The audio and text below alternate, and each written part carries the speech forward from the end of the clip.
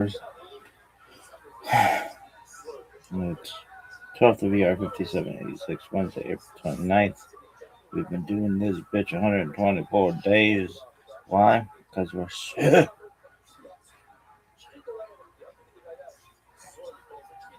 No one really knows for sure. Elevate, Elo Dibre, Elohim, Chaim. But this is a Missouri we live by.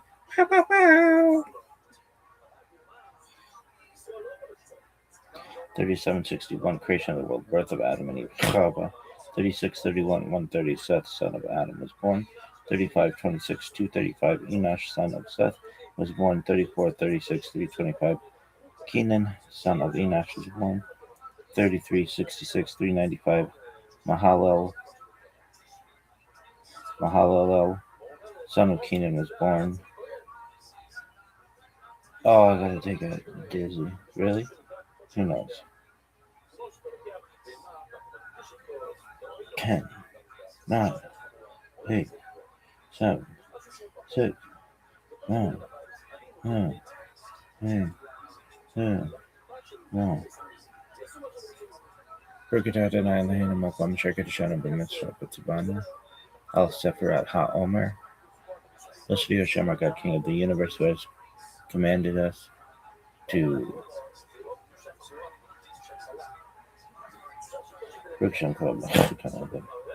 Elevate Elo Dibre Elohim Chaim. No, Berksham Kavod Machutale, Bergadan and Muslim and Sheket Shannon Ben Mitzvah B'Tzibanu Al Sefirat HaOmer. Blessed be Hashem, our God, King of the universe, who has sanctified us with his commandments and commanded us concerning the counting of the Omer. Berkadad and I, Berksham Kavod Machutale, Bergadan and Muslim and Sheket Shannon Ben Mitzvah B'Tzibanu Al Sefirat HaOmer. Blessed be Hashem, our God, King of the universe, who has sanctified us with his commandments and commanded us concerning the counting of the Omer. Today is 28 days, which is 4 weeks of the Omer. May the merciful one restore unto us the service of the Beit HaMikdash to its place speedily in our days. Amen. Selah. Selah!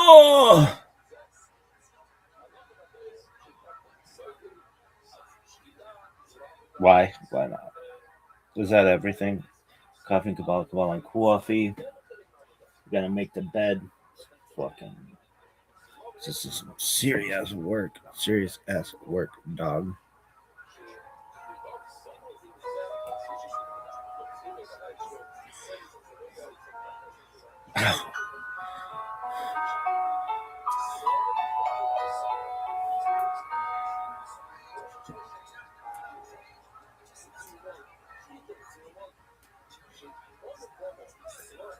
I'm Dr. Justin Sledge, and welcome to Esoterica, where we explore the arcane in history, philosophy.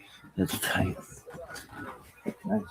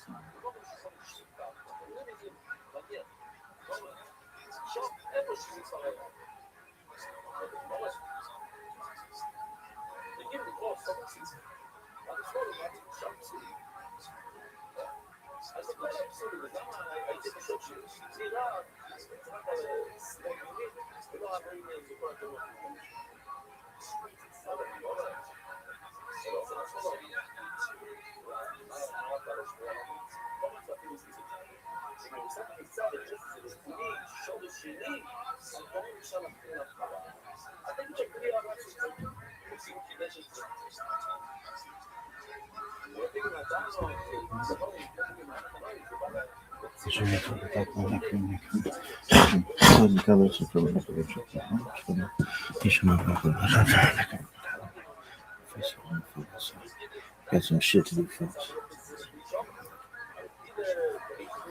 And religion. One of the most difficult aspects in starting to study Jewish mysticism and Kabbalah is getting a handle on just how those ideas developed over time. It's tempting to think that, for instance, Kabbalah has just always existed in the form that we have it, or that Kabbalah is just one thing at all. Of course, neither of these positions is really tenable. Such notions developed greatly through the ages and are still developing. And there are now, and there have always been, numerous mutually exclusive schools of Jewish mysticism and Kabbalah. This class is meant to serve as an introduction to Jewish mysticism and Kabbalah from the point of view of its incredibly complex development from the prophets of ancient Israel unto the rise of modern Hasidism in the 18th century. Of course, this series isn't meant to be exhaustive by any means, but only should serve as a springboard for deeper study and reflection, and hopefully it will also enable you to situate developments in Jewish mysticism and Kabbalah in their historical and cultural context, and hopefully embolden you to dive into the primary texts, which are admittedly as sublime as they are obscure. Let me express my gratitude to Congregation Tchia for allowing me to use these lectures to reach a larger audience here on Esoterica. If you want, you can find the entire series under the playlist Entering the Garden, an Introduction to Jewish Mysticism and Kabbalah. I'll be uploading them over the next few weeks, or if you find these episodes after autumn of 2021 and you want to watch the entire series, you can find them in that playlist. If you find this series on Kabbalah interesting, I'd hope you check out my other content on topics in esotericism, and perhaps consider supporting the production of free academic and scholarly topics in occultism and hermetic philosophy by joining my Patreon or perhaps with a one-time donation. You can find those links below, and I really appreciate your consideration. Now, let's enter the garden of Jewish mysticism and Kabbalah. So, let's do a little recap. I hope you had the chance to take a look at the episode on Merkava, or Hechelot mysticism. And so, in order to recap a bit at those mysticisms, just briefly, because in some ways they're going to link us to the topic we're going to be dealing with this evening, and that is the topic of Jewish magic. As you may remember, the apocalyptic mode of Judaism produced a novel religious way of being, but the proto-rabbinic circles, the early rabbis, did not like apocalyptic Judaism for lots of reasons, one of which is that it seemed to encourage a kind of bellicose, warlike behavior, and it seemed to commit people to a kind of determinism. And determinism, as you might imagine, doesn't really inspire people to be better. It just says, accept your fate and go on with it. It's all part of the divine plan. Well, the early rabbis really didn't like that idea. They really thought, no, we can choose to live differently than we're living. We can choose a different world.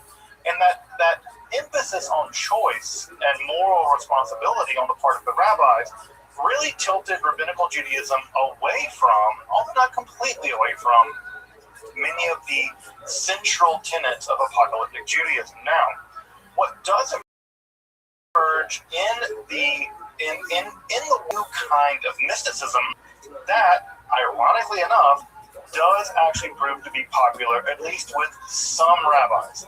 Now, I don't want to paint a wide brush or paint with a broad brush and say, yes, all of Merkava and Shir Koma popular among the rabbinical elite. That's definitely not true. If you know anything about rabbis, one of the things that rabbis do as a hobby is disagree with one another. Though there's just no evidence to say that the rabbis were terribly interested in all practicing these forms of mysticism. And just to parse those out a bit, as to maybe jog your memory, the Hekkalot, or Merkava literature, or mysticism, is a form of mysticism in which the mystic descends into the divine palaces, and they have to bypass all kinds of angelic guardians, and they have to give them passcodes, and they have to give them secret handshakes and decoder rings, and not really decoder rings, but all this kind of weird stuff.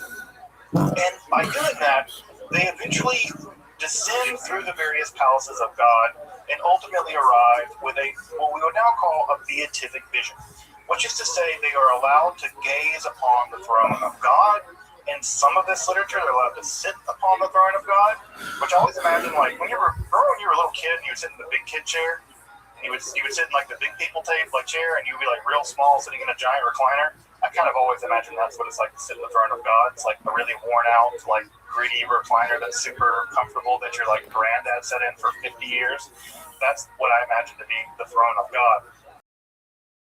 So you can sit on the throne of God, and sometimes you can be transformed into an angel. Why you want to do that, I don't know, but you could, right? And Enoch, of course, is a quintessential version of someone who one of the books.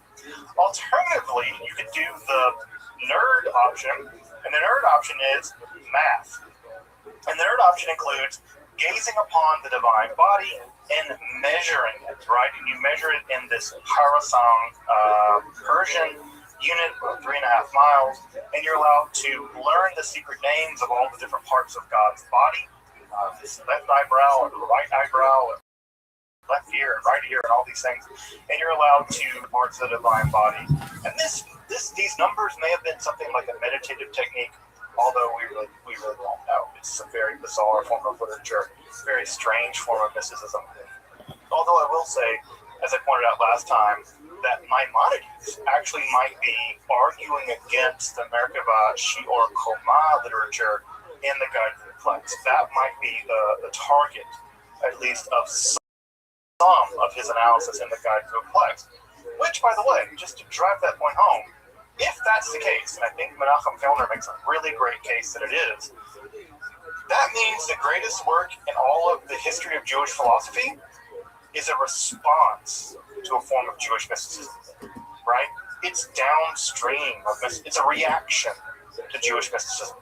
And I think that can't be underestimated and underplayed. I think that's incredibly important if it's true, and I happen to believe that it is true, at least to some.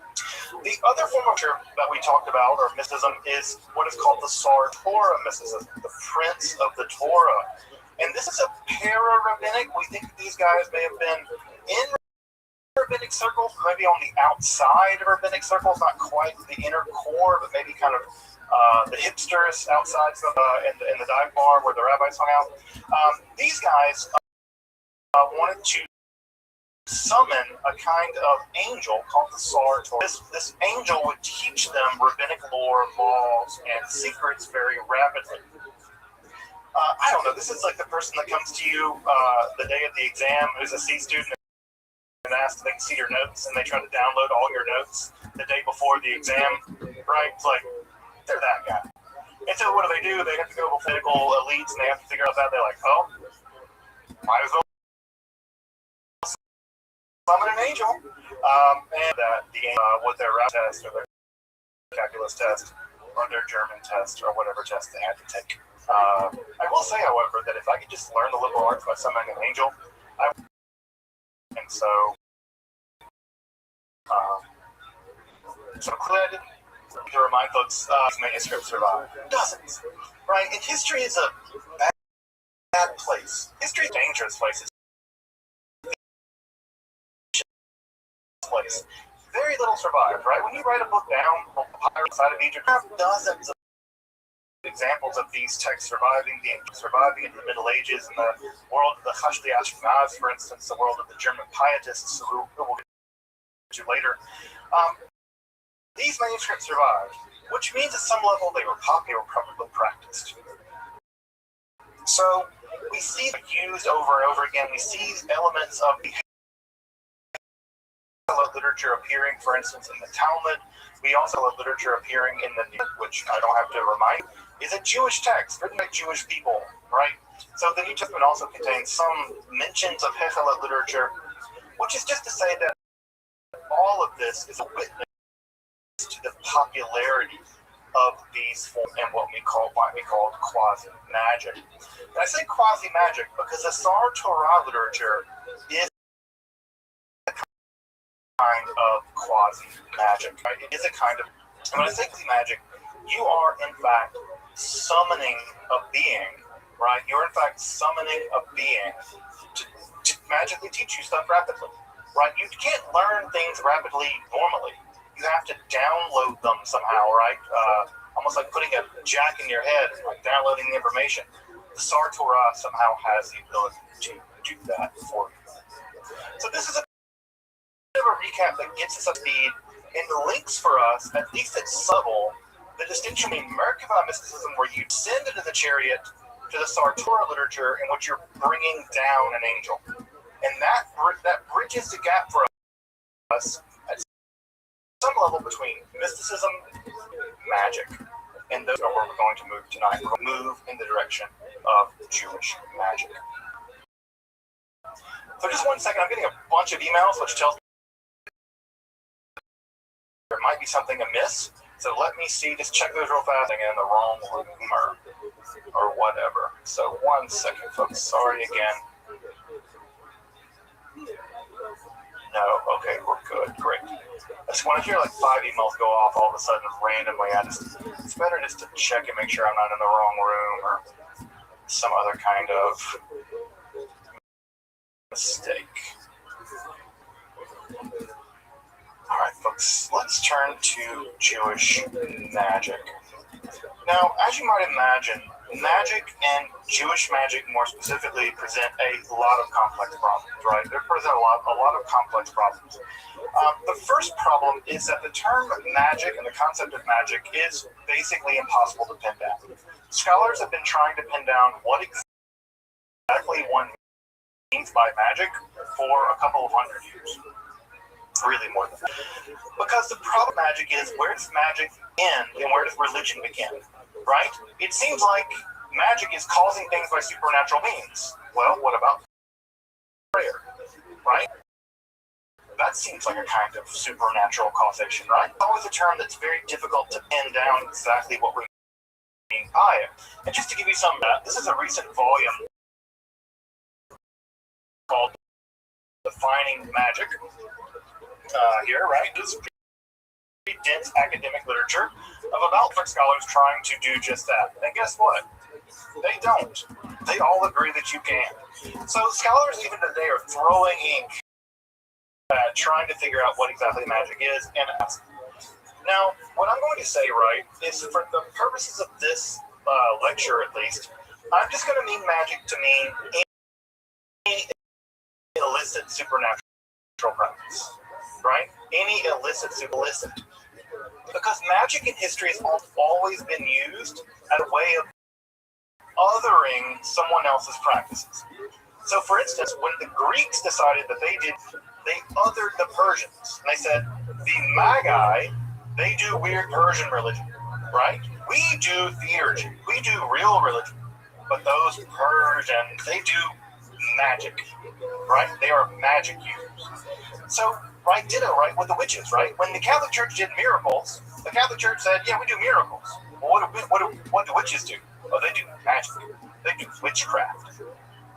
So you can see here, right, that the lines we draw about what's magic and what's not, what's a miracle and what's not, what's sorcery and what's legitimate religion, the line has less to do with what has more control and who gets to decide what's allowed and what's not. So magic, in this case, is almost always an othering term. It's almost always used to describe the other dogs, the bad people, the women, the Persians, the Jews. So it's an othering term. So when I use it here, right, I want to be clear about two things. One, I'm using it in a very circumspect way. And two, I want to acknowledge that magic is an important part of their spiritual life. Modern day Wicca, modern day people who identify as witches, modern day Druids, modern day Jewish people who practice magic as part of their spirituality is a fundamentally different kind of thing than what I'm talking about tonight. So I just want to say that what I'm doing here is putting magic in a very specific, circumspect way in order to elucidate how it's within Judaism over the course of millennia. I am not a end-all, be-all definition of magic because you can't. You can't. It's much more problematic than that. Secondly, Jewish magic, because it seems like a contradiction in terms. Why? Well, if the authorities determine what's in and what's licit and what's illicit, well, the problem here is, what does the Torah say about these practices? Well, the Torah is really weird about this. Now, I know that you probably have in your mind the idea that the Torah condemns magic. And the answer to that is, kinda it does. It depends on what you mean by magic. So the most extensive condemnation that we see in the Torah of something like magic is actually probably in Deuteronomy 18. Now, there are lots of other places in the Hebrew Bible where magic, or something like magic, is condemned. There are practices, or really people, that do certain kinds of things that are condemned. But you'll see here, right, technical terms in the original Hebrew transliterated here. So it reads in Deuteronomy 18, there won't be found among you one who passes his son and daughter through the fire. This is probably an indigenous Canaanite. A Kosim of Kosamim, and Me'onin, Menachesh, a Mechasheth, and a Chober of Chever, and one who asks of an oath or a Oni, and the one who seeks the dead. What you see here, right, is I've maintained all those Hebrew words in their transliterated form. Why? Because we don't know what them are, really. We don't know what he writes. A Me'onin might have to do with someone who divines things, tells the future through clouds, right? The Hebrew word anan does mean clouds. So maybe it's one who clouds stuff, right? But what they do, we have no idea. A mechashef, right? This might come from the word, for snake, right? Nachash, right? This might come from someone who thinks, but again, don't know. A Baal and a Yedaoni, again, we don't know. And not only do we not know, the rabbis of the earliest period of the Talmud didn't know either. And how do we know that? They debated about what these words meant. You don't debate about what words mean if everyone already knows what they mean. You debate about them when you don't know what they are. And so what we see, for instance, in Tractate Sanhedrin, is a very elaborate debate about what's allowed and what's not. What's supernatural causation that's allowed, and what's supernatural causation which is asur, which is forbidden. Now, of course, the most famous condemnation in the Hebrew Bible is found in the book of Exodus, and that line, and I have to say, this line, Mechashefa lo techaye, that line cost the lives, I would say, thousands, tens of thousands of people in the Middle Ages, specifically women. This famous line reads, Mechashefa lo techaye, female magic-doing person, don't let them live. Right? That's literally, and of course you probably know it more famously in the King James Bible translation, suffer not the witch to live. Right? That line led thousands, tens of thousands of women to their death in the early modern period during the witch hunts. We think that number is somewhere between 40 and 60,000 people, mostly women, were executed during the witch hunts. And that line, justified, they leaned heavily on that line, right? Because it's so brief and so terribly profound. Now, of course, we have this line, Mechashefa lo techaye. By the way, you'll notice for folks who understand some Hebrew, it's in the feminine form, right? It's specifically targeting women. We do see other texts like Mechashef, right? The masculine form over there in the book of Deuteronomy, right there. So it does condemn both female and male magic users, but the line in Exodus specifically is hard to explain. So at any rate, what do we do with this Makashefa Lotataya, right? That you can't let witches or female sorcerers or whatever live. Well, you can contrast it with other sections of the Hebrew Bible which seem perfectly at home with supernatural causation. The two most famous examples are divination. You're perfectly allowed to use divination in the Hebrew Bible. You just have to use a specific form of divination. This is to say the breastplate of the high priest has a device in it called the Urim of Urim. The Urim and the Thummim, right? This is some kind of divination device, although exactly how it worked, we don't know. There's a lot of speculation about this in the Talmud. If I say it worked, I mean, who knows what it really was. And of course, the other more infamous ritual is the Sotah ritual, in which a woman suspected of adultery, there's no male version of Sotah ritual, there's of adultery, you have to endure this, in which a woman is forced to consume a broth made of sand and ash and things, and drink this, and assuming that she's committed adultery, it would cause her stomach to become upset, and she would be executed. It's a form of supernatural causation to sort out whether or not a woman has committed adultery.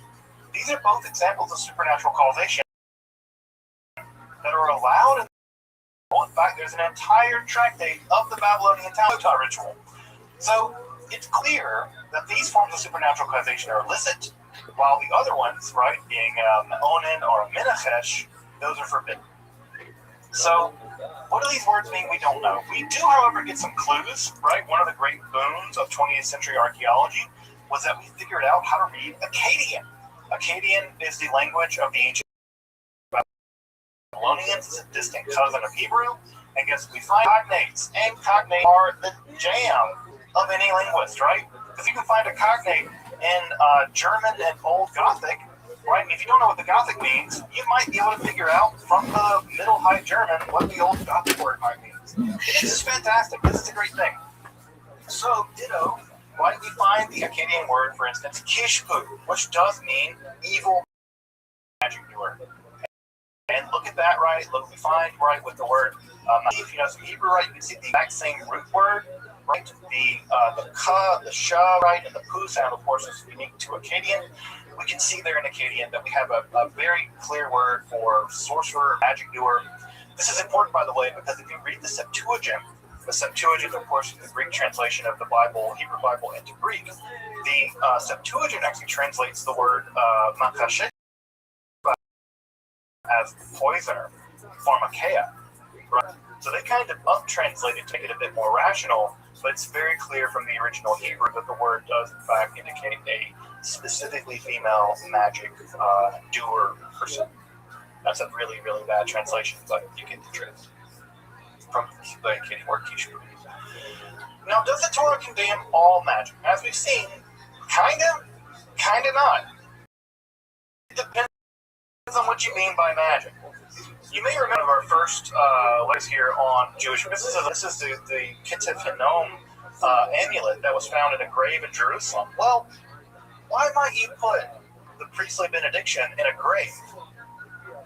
Well, you might put it in a grave for magical purposes, to protect the dead from things like evil spirits. Why? Because we see that kind of practice occurring all over the ancient Near East. Again, the Israelites are an ancient Near Eastern people, and they incorporate this from the wider Near East. And so when you see an amulet written on silver with blessings on it, the natural leap is that this document is some kind of amulet to protect the dead, perhaps from evil spirits. Well, if that's true, I think there's good reason to believe that it is. That makes the earliest section of the Hebrew Bible ever recovered an amulet, and therefore a magical object. For a moment, that would mean that the earliest example of the Hebrew Bible that's ever been recovered is a magical device. I think that's profound when thinking about the history of magic. That means predates, at least in terms of material culture, everything else we know about the Hebrew Bible. And I find that to be profoundly interesting. profoundly interesting. Now, does that mean that the people that put those amulets in those chains, that they were operating within the normal limits of what was acceptable at the time? No. We have no idea. What we do have is the material history, and we have to deal with it as such, right? It's not for me to judge yay or nay. All I can say is someone wrote a blessing that eventually became part of the Hebrew Bible on a silver amulet and put it in a tomb. And anywhere else we would see something like that, we would jump to the idea they were doing magic. Why let that evidence at some level? So it's clear, right, that what the Hebrew Bible is worried about, what the Israelites are worried about when they condemn magic, is less practices. They're worried about differentiating themselves from their neighbors, right? These people do this, right? These people do this. We don't do that either, right? These people do these practices, and we don't want those kinds of people in our community. So the condemnations here in Deuteronomy, they're about being people. Don't be a Kesami. Don't be a Ma'on. Don't be a Menachesh, right? Don't be a Chover. Don't be a person that does that. It's not a condemnation of the practice per se. It's a condemnation of those kinds of people being in your community. And as we'll see in just a minute, right, many Israelites, at least one Israelite, they consult with one of those. So again, the condemnations we see here are not condemnations of practice typically. They're condemnations of people doing those practices. Why? Probably identity formation. We're not those people. We're not those kind of people. So it's theologically threatening. If you're moving in the direction of monotheism, right? Monotheism is in your wheelhouse, and you're moving in the idea that there's a singular God who does everything in the world, up and down the road, be around with the reality and like bring people back to life, or curse crops, or make people fall in love with each other. It seems like they have access to supernatural powers over and against the supernatural powers of your God. And that's worry. That's a theological worry. Because if your God is the only God and the only one really in control, who are these people? And what are they tapping into? How do they have access to these weird powers where they can make someone fall in love with someone else, or make someone get a sickness, or cure a disease, or bring someone back from the dead? That's all very anxiety producing. If monotheism, strict kind of monotheism, is ultimately where you're going, where God and God alone has those kinds of powers. And of course, you'll see that same anxiety play itself out later in, for instance, Christianity. But Christians for that, their answer, they're working with the damn devil, right? And if they're working with the devil, that's how they do this stuff. The Israelites, at least the Israelites once they've adopted monotheism, don't have that answer, right? And so this is a much more complicated problem for them, at least before, at least at this point, prior to the apocalyptic. Then later on, fallen angels will teach people all kinds of bad stuff, as you can see early on in the book of Enoch. The clearest account of magical practice among the Israelites is to be found, of course, in the Hebrew Bible. Where that account, of course, is to be found in the story of the Baalat Ov. You'll notice here, right, that we have that prohibition on consulting an Ov or being an Ov back in Deuteronomy. But here we have a person with a title, Baalat Ov. We don't know her name, but we do know her title. She is a mistress of the Ov. Now, Baalat is relatively clear. It just means Baal, means master, so it's one who has control of something. The word husband and one that's in control. Whatever. Aside, the Baalat Ov here is a mistress. She is she, at least gender-wise, grammatically speaking, and she's a mistress of the Ov. Now, we don't know what the Ov is.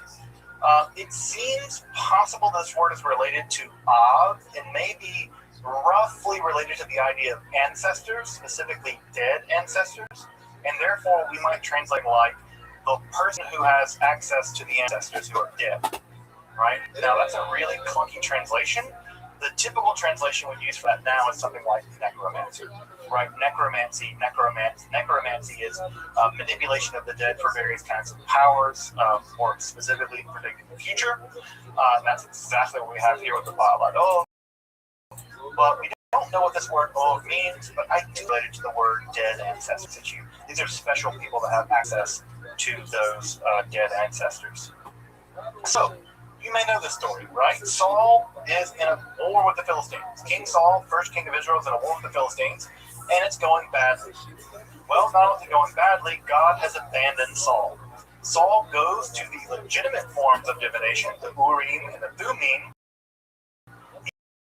He consults them, and God doesn't pick up. I don't know, you're in a big problem, and you call someone and they don't pick up, well, you freak out. Well, Saul freaks out.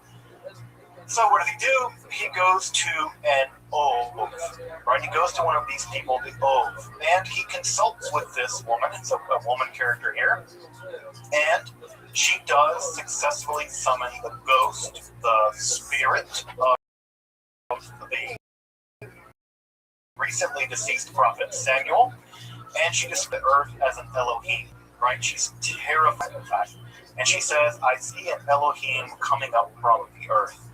Now, we do see in other texts, for instance, in Akkadian texts, and referred to as Elim, as gods. In fact, there's a specific word for dead ancestor spirits in Hebrew, the Rephaim, who also seem to be sort of afterlife in some kind of way. Exactly what the Rephaim are is mysterious. In fact, a new monograph just got published on the Israelite conception of the Rephaim, and I am really interested to read it because this is a very mysterious problem. Sometimes the Philistines are referred to a Rephaim as giants. This is a really mysterious term in Hebrew. At any rate, the Baalat Ov and Endor does successfully summon the ghost of Samuel, the Ruach of Samuel. Prophets, as you prophets have bad news. Never go to a prophet to get good news. They don't got it. If you go to the prophet bank and go to the good news section, it's empty. It's all God has abandoned Saul, and he's going to die tomorrow. And guess what happens? God abandoned Saul, and he dies the next day. In fact, he committed suicide dreadfully on the battlefield. So the Baalat Ov is a clear example of an Israelite narrative where magic works. Right? There's no question. The text never says, and the Baalat Ov was full of it, and she was a liar. In fact, it paints her very, very nicely. She's always depicted as preparing food for them, being very conscientious. She even says that when Saul comes to consult with her, that he's outlawed this practice, that she doesn't want to do it. He has to force her to do it at some level. And so the Baalat Ov is nothing like the crooked-nosed evil witch of Hansel and Gretel tales, right? Inherently malevolent and preying upon people. Saul goes to her. She refuses. He insists. She summons the ghost. And then afterwards, when he's terrified of his impending fate, she tries to comfort him with food and drink out of her own commissary, right? She's a relatively poor person we can imagine. The image of the Baalat Ov, this term is described as the witch at Endor. I really don't like the translation witch at Endor, because the term witch is so loaded in our imaginary that it summons an image of this woman utterly unlike how she's presented in the text. So I think we should call her what the text calls her. We should call her a Baalat Ov, because it indicates an expert, right? She's an expert at this, right? And clearly she is. Also, for my studies, the name Endor. Endor in Hebrew, of course, becomes Endor in Star Wars, and there's a lot of weird Star Wars stuff in the Hebrew Bible and Star Wars. So, anyway. So, the Baalat Ov of Endor, it's very clear that the writer of at least that text in the Hebrew Bible clearly believes in the power of the Baalat Ov. We don't learn anything else about her. She comes into the story, she gets a few verses, or learn anything else about her. At the same time in the Hebrew Bible, there are a lot of weirdos, right? A lot of weirdos, right? The Bible's full of weirdos. The most weird perhaps are Elijah and his student Elisha. And these two guys are associated with all kinds of miracles. As you may remember, they're weird prophets from back in the day. They're called Ish Elohim, men of God. It's a weird, specific term for folks who are able to not only do prophecy, but also do miracles. Only times in the Hebrew Bible where the dead are resurrected are always in relationship to Elijah and Elisha. That's the only time in the Hebrew Bible. That's amazing, because the dead being resurrected a big deal because typically only God and Elijah and Elisha are both respectively able to resurrect the dead, at least those recently. People can be thrown into a grave and jump out alive. It's really spectacular. By the Second Temple period, Solomon, King Solomon, the son of King David, is also associated heavily with magic, specifically the ability to control demons. Again, remember in the apocalyptic period, angels and demons kind of burst on the scene in a way that they hadn't previously in Israelite literature. And these demons, these sort of supernatural malevolent creatures, or at least quasi-malevolent creatures, can be controlled through various magical means. And magical means that we learn about early as the Dead Scrolls, by the way, and also Josephus and Philo both recount tales in the first century of the ability of Solomon to control demons. Specifically, demons were used in the construction of the first temple. That's interesting and weird, because you have a king of Israel using a bunch of demons to control them, right? Specifically the demon Asmodeus, who's actually a Persian demon, right? Remember that Zoroastrian connection, right? Ashmedai is a Persian deity, a Persian demon, not an Israelite one, but he's imported into Judaism during the process of the Babylonian exile in the Persian period. So Solomon has the ability, at least early on, at least by the Second Temple period, to manipulate demons. And for folks out there who are interested in magic, you probably already know, there's an entire branch in the Western magical tradition called Solomonic magic. This idea forward to this day, people out there to this day practicing variations of Solomonic magic that survived all the way back from the Second Temple period, that have survived into the Middle Ages until now. I won't say that they're exactly contiguous, but there's at least a tradition of Solomon as having the ability to control demons, specifically in the construction of the first temple. Now, that story doesn't occur at all in the Hebrew Bible. There's no evidence there in the Hebrew Bible, but it does begin to occur around the Second Temple period in the Apocrypha, and we see it again as early as things like the Dead Sea Scrolls, where there is an exorcistic psalm attributed to Solomon who can do some demon wrangling. Would you go to a demon rodeo? I would go to a demon rodeo. All right. The other place, right, where we also see is in the Galilee in the first temple, in the Second Temple period, was kind of jumping, hopping with weird dudes who would do miracles. You may know Choni the Circle Maker, right, who is famous. I think this is my partner, Rabbi Alana Albert's favorite rabbi of all time is Choni the Circle Maker, who we had the great privilege of davening at his kever, his tomb in the Galilee. Choni, as you may know, is famous for forcing God to make it rain, but not make it rain a lot, right? Choni said, I'm going to stand in this circle, and I'm going to stand here until God makes it rain. Eventually, God made it rain, but God, to punish Choni, made it a torrent. And Choni said, that's too hard, God. Turned rain normally, and Choni left his circle. This almost left the excommunication of Choni, but the idea here was that Choni was using powers to manipulate. That's it. How cool is that? Of course, the other guy that we know from this time period, the famous exorcist and the Messiah, you may know of him. His name is Josh, Yeshua of Nazareth, better known as Jesus, although I think calling him Josh is fine with him. Again, his name just is Jewish, the Aramaic word for Josh. Also engaged in a great deal of miracle making, predominantly exorcism. Jesus, if he were not known as the Messiah and the central cord of Christianity, would probably be known as a pretty famous Jewish exorcist. In fact, the majority of the miracles that he did involved exorcism. Another famous rabbi from this time period, of course, is Hanina ben Dosa.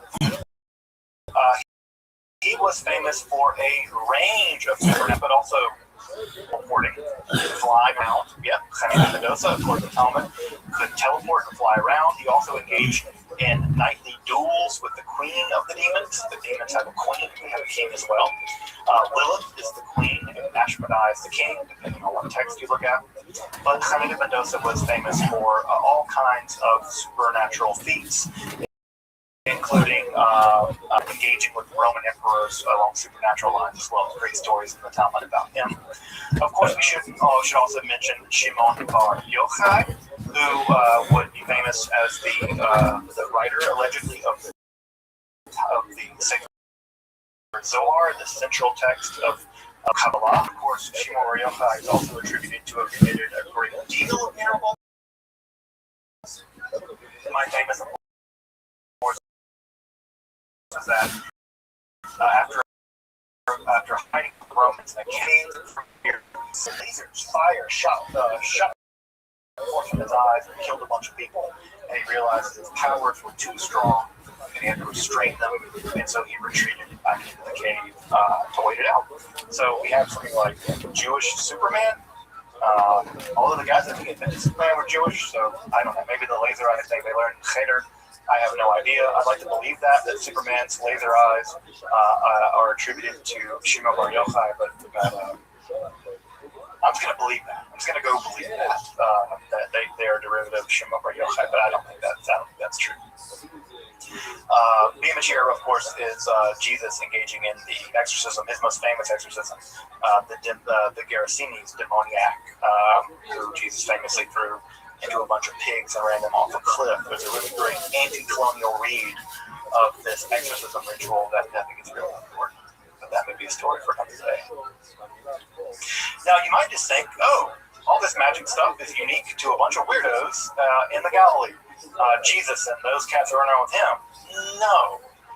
Rabbinic literature, the Talmud, is absolutely filled with all kinds of magical practices, including things like abjuration. These are magical incantations to be used against various kinds of demons. Demons in the Talmud. The Talmud is specifically disease-causing demons. There are massive lists in the Talmud of lucky and unlucky numbers. One of my favorite sections in the Talmud is Pesachim, the tractate about Pesach, in pairs, because that attracts demons. And if you drink wine in pairs, right, that can attract demons. That's bad. So why don't we do 4? Well, you can't do 4 of every single glass of wine. There's a unique action that interrupts some, so you're always drinking the wine in odd numbers. 1, 1, 1, 1. Also, by the way, if you've ever wondered why we say on Pesach, welcome to everyone who wants to come, they can come in to eat, we always say that in Aramaic. Why do we say it in Aramaic, not in Hebrew?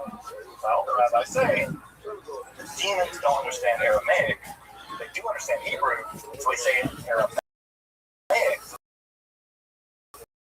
Demons will be invited to our house, eat our food, about why we welcome people into our home in Pesach in Aramaic, not in Hebrew. Demons don't understand Aramaic. I don't know why they don't take a Bible class or a Duolingo class to learn it, but maybe they make it very easy. Further, the Talmud is filled with astrological speculation. There are amulets and incantations, specifically, for instance, one against blindness. There's a pretty famous one there against blindness. There's also a really famous one where you kind of engage in a duel with a demon, and there are also even the accounts in the Tractate Sanhedrin of the creation of artificial people and animals. These are typically referred to as golems, and we will be spending some time talking about golems here in just a bit with the Sefer Yetzirah. Now, all of that stuff I just mentioned is considered completely allowable in the Talmud. You can do astrology, you can make artificial humanoids, you can banish demons, you can do all kinds of stuff, right?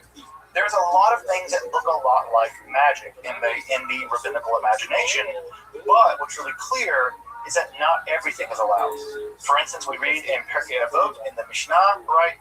The more flesh, the more worms, the more possessions, the more worries, the more women, the more witchcraft, the more maidservants, the more uncouthness, and the more theft. The thing about him, the more women or the more wives, the more witchcraft. Of course, this is really misogynistic, but we also see here there's still a combination of witchcraft, right? Again, linked with women. Again, what we have here, right? What men do, what rabbis do, summoning demons and making things, that's okay. It's when women do stuff like that. Ugh, that's witchcraft. You see it? Right? When men do it, yeah, we can get by. It's an example of what seems to me patently a form of magic, right? This is from Tractate Gittin in the Babylonian Talmud. Gittin has to do with divorce. The rabbis taught, on coming from a bathroom, a man should not have sex until he's waited long enough to walk half a mile. Why? Because the bathroom demon is with him for that time. And if he does have sex, his children will be collected. Theory of epilepsy. A very good theory of epilepsy. But what's the reason? If you go into the bathroom, there's a bathroom demon. By the way, the bathroom demon features prominently in the Talmud. So the bathroom demon, once you go to the bathroom, they attach themselves to you, and they follow you for at least a half a mile. But I guess after half a mile, they go back to the bathroom. And so if you have sex with the bathroom demon attached to you, you may become epileptic. Is it magic? Well, it'll do until magic gets here. It looks like magic to me. Right? Superstition, the boundary between all these things is incredibly vague. Right? The boundary between all these things is vague. Now, if you're curious, a couple weird things, I'm listing the least weird things, folks. There are far stranger things in the Babylonian Talmud about demons and magic that I have not mentioned here. And I've done an entire class for the Federal, basically the Spark Notes version tonight. But I can guarantee you, if I can fill an 8-week class with Jewish magic, I guarantee you there is a ton in there. So after the time period of the apocalyptic, Jewish magic really goes international. That is to say, Jewish magic leaves Palestine, and there is a great deal of it in the world. I may have to speed up a little bit just to make time here, but if I go a little bit over, hopefully this will forgive me. In the early common period, Jewish magic Jews were associated with magic, and Jewish magic was heavily syncretistic, which is to say that Egyptian, Roman, Jewish, pagan elements were all muddled together to form a kind of international magical practice, international magical language. An enormous amount of magical devices were attested in the ancient world. These are gathered together in what is typically called the Greek magical papyri, of which there are numerous examples of Jewish magic being practiced in the ancient world, both by Jews but also non-Jews using Hebrew or using Jewish names for God for their own magical purposes. Why? Because they thought the Jews and the Jewish God had some kind of special magical power. This is just a small gathering of some of the magical devices that are definitely associated with Jews that have survived from the ancient and late classical world. So you can see here we have love spells, right? If you cast this into a fire to form a love spell, you see a Defixiones, right? Defixiones is a curse tablet here written upon in metal that would be used to curse people. You see both angels, right, that you from various kinds of spirits. You see a curse here on the left-hand side, written on papyrus that is survived from the late classical period, early medieval period. And perhaps most shockingly, you can see one of the 3 skull devices been found with Hebrew incantations written on the skull of a dead person. The skull incantations we have, I can do later if you want to read the entire incantation, but 3 of these skull incantations have been found throughout the ancient late classical world. And these skull incantations are something that most Jews would be shocked by. The touching of a dead body to do anything at all is completely unimaginable. The use of a skull to write an incantation on to harness some kind of magical powers would fill many ancient Jews and disgust. And yet, there's no denying that all these forms of magic were being practiced by Jews in the ancient world.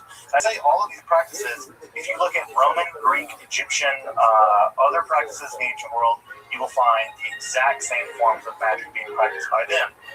Lead tablets, magical amulets. The skull thing is kind of weird, but magic love spells, right? In fact, you cast this through a fire, and it says, if as this burns, may the heart of Rachel burn for me. We even have Rachel's name written on there. We don't know who Rachel was, but some Rachel. pick a ritual, any ritual. But also we have named people here in this curse as well. So, needless to say, right, looking at this on the screen, people who say Jews don't practice magic, that's not a thing we do. Well, you got some archaeology to deal with. Like, really? Like, you got archaeology to deal with. There's a lot of this going on, right? And again, this is just what survived. Right? You can imagine how much there was. You can imagine there must have been a ton of this going on. In fact, what's great about this one here is that there are spaces left for the names to be put in, which meant this was made commercially, right? So this device was made commercially, and then the magical practitioner would go in and add the names in later to kind of make it work. This is being sold. This was a commercial object you could buy in the shuk or whatever in the market from call people to curse people, call people to flourish or whatever. A very popular form of Jewish magic in the ancient world, but also a popular form of Christian, Mandean, and pagan magic was incantation bowls. Incantation bowls were bowls with demons. Some of our earliest depictions of the demoness Lilith are found in these incantation bowls. They would be you draw an image of the demon that you want to bind. You can see that these demons here, you can see that their hands are here, or they're bound with chains. And then an incantation will be written around the periphery of the inside of the bowl, and then the bowl would be buried upside down, right, concave part down, in the doorway of your house. And the idea is any demon coming in would be captured by the bowl, right? It's sort of like a glue trap, like you would use on a mouse. Don't use glue traps on mice, that's really, really cruel. But kind of like a glue trap, but for demons. For demons. So these bowls were meant to trap evil spirits from entering your home by turning them upside down and burying them in the lintel of your home. Of course, mezuzahs are used for the exact same purposes. In many cases where there's a terrible illness in a home, still to this day in the Haredi world, the rabbi will ask to check the mezuzahs to make sure they are in order, to make sure that evil didn't enter the home because of a faulty mezuzah. By the way, this demon bowl right here, if you ever get down to the Kelsey Museum in Ann Arbor, you can see this exact bowl.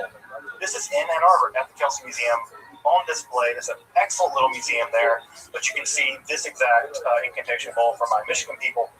Get down, go to the Kelsey Museum, see the incantation bowl. You may notice here this is just a lot of wiggles. You're right, it's a bunch of wiggles, but it's wiggles that look like Hebrew, vaguely. Well, not everyone can read. So if you couldn't read, you might get the wiggle bowl. But if you could read, you would get the real incantation bowl with the real incantation written around it. So we have these illiterate bowls, right, that are written with pseudo-script. And by the way, we can always tell who these are meant for because the Aramaic ones are always for Jews, the Mandean ones are the Mandeans, the other ones for Christians or whatever. So everyone was using these. There are thousands. If you get your chance to go to the Royal Ontario Museum in Toronto, they have one of the largest collections of these demon bowls in the world. They have a whole wall of them.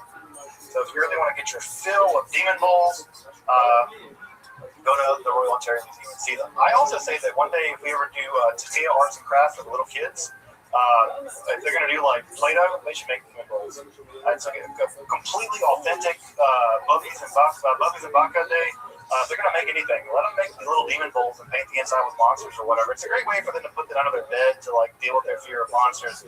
I feel like this is an authentically Jewish way of dealing with fears about monsters and demons by allowing kiddos to make these bowls and maybe have a bit of catharsis and trapping the demons in the bowls. So anyone who says again that Jews don't do magic, well, I got 10,000 demon incantation bowls that you got to deal with. Just as a bit of wrapping up, folks, I want to go through these a little more rapidly. We're coming close to time. Another text that begins to emerge at this time are exactly books of magic, right? Books that we might call grimoires. These are books of magic. One of the more famous, very early ones is called the Sefer HaRazim. I've done episodes on my Esoterica channel on almost all of these books. So if you really want to dig deep into some of these books of magic, almost all of these I've covered in depth, 20-minute episodes or so on my channel. So we have this as a book called the Sefer HaRazim that was recovered in fragments in the Cairo Geniza. It dates to around the 8th, 9th, 10th centuries. It could be perhaps earlier. And this system uses an elaborate system of angel magic and magical symbols. These magical symbols here we'll see all throughout Jewish magic to use this magic to get what you want, whether it's winning horse races or gaining love or turning invisible or whatever. The Sefer HaRazim has a spell for you and uses these various magical, it manipulates angels by using various kinds of magical symbols to get them to do what you want. Remember, the Sar Torah literature does something similar. It allows you to rapidly learn rabbinic lore. Here we're having it used to do a lot more wider things, including things like turning invisible and healing people of sicknesses, and also cursing people with sicknesses, because it doesn't get salty sometimes. Another famous text from around the 10th century is the Charba de Moshe. This is an Aramaic magical book that uses a first section, which are long strings of Hebrew or Aramaic letters, and then you would extract out of those long strings Hebrew Aramaic letters certain sections. I've highlighted a section here that you would use for doing various things, and you would use those sections along with a magical spell, and those magical spells would empower those code words. And those code words would do all kinds of various things, like turning invisible and making people fall in love with you, cursing people and turning invisible, the same kinds of things that most magical spell books actually do. They're pretty repetitive once you get into them. So this one's interesting because the Sword of Moses is that long list of seemingly random Hebrew letters, which are then extracted out and then used for magical purposes that I mentioned earlier. So the sword is actually what is going on to be used. Some of these magical words also show up later in Christian magical texts, which means that Christians were so interested in Jewish magic that they had the Jews translate some of it for them so that they could use the magical power as well, and then convict the Jews of witchcraft and kill them. But hey, history, dangerous place. Some of the famous texts, right, are the Sefer HaYashar and the Sefer HaMalbush. The Sefer HaYashar is a text of astrological Jewish magic, telling you how specifically to do magic on certain kinds of days so that you can focus your magical power using astrology. Again, anyone who says that ancient Jews don't do astrology, well, again, got some text for you to deal with. Of course they did. Everyone did astrology. So we have a magical text that uses magic, angel magic, and astrology to manipulate various forces in the cosmos to accomplish various ends. And of course, we have the Sefer HaMalbush, which allows one to make a special kind of cloak or garment inscribed upon with various magical names of God that allow you to do all kinds of things. For instance, summon an invisible army, which doesn't want a 7-nation army, or whatever, right?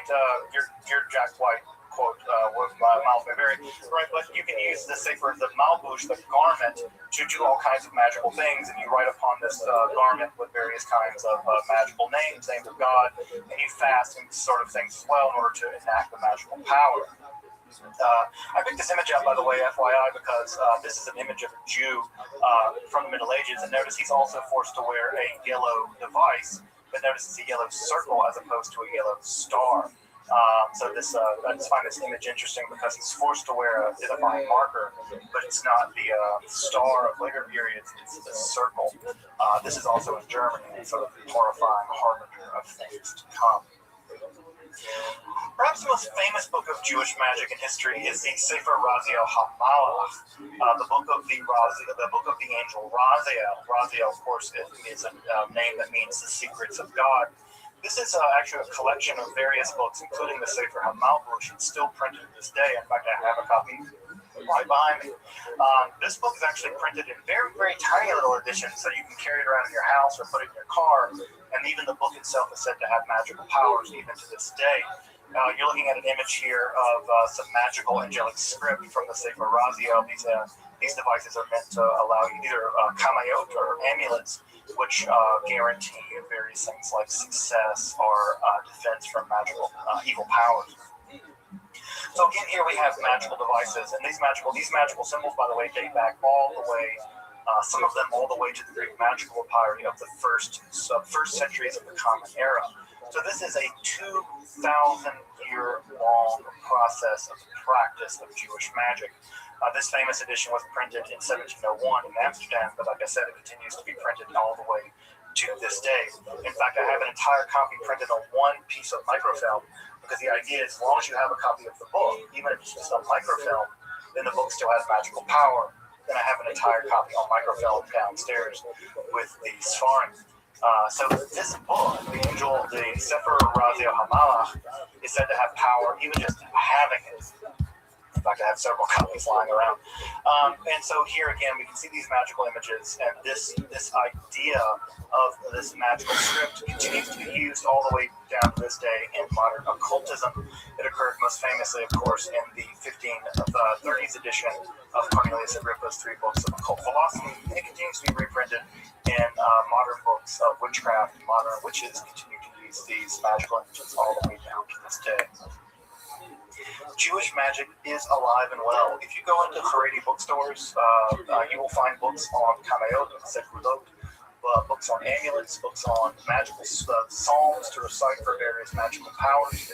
You can find all kinds of books in the most extremely orthodox communities you want to go. I go into Brooklyn and Borough Park. I go into the very, very extreme Orthodox Jewish bookstores because I can blend in. And I go in their bookstores and I look through their shelves and I find books of magic. There are books of magic about how to make amulets, books of astrology, Sefer Mazalot. In the Haredi world, Jewish magic is alive and well today. New books are being written on Jewish magic, and those books are being practiced all the way down to now. It also survives in the liberal Jewish world. For instance, in the Kohenet movement. The Kohenet movement, as you may know, is a revivalist, sort of quasi-pagan Jewish revivalist movement that wants to resurrect the idea of a Jewish priesthood, and magical practices in that world are also incredibly popular. And so in that world, in the most sort of radical left-wing Jewish world, magic is also being practiced. So we have the most radical left-wing world of Jewish practice, magical practice happening over there at the Isabella Freeman Center, right, all the way to B'nai Brak, where they are publishing books of magic, Jewish magic in the Haredi world. Jewish magic is alive and well, folks. It never went away. It's always been there because the Bible has to condemn it. Nations always prove practice. It was being practiced by Israelites. That's why they condemned it. Well, it didn't work. The prohibition almost certainly made sure that it continued to be practiced. It's been practiced all through time. The earliest part of the Hebrew Bible we have is probably a magical amulet.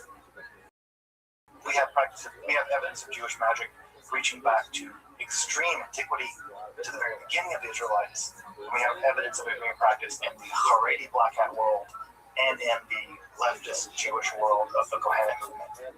Jewish magic has always been here. It is here, and it will endure. It will no doubt endure.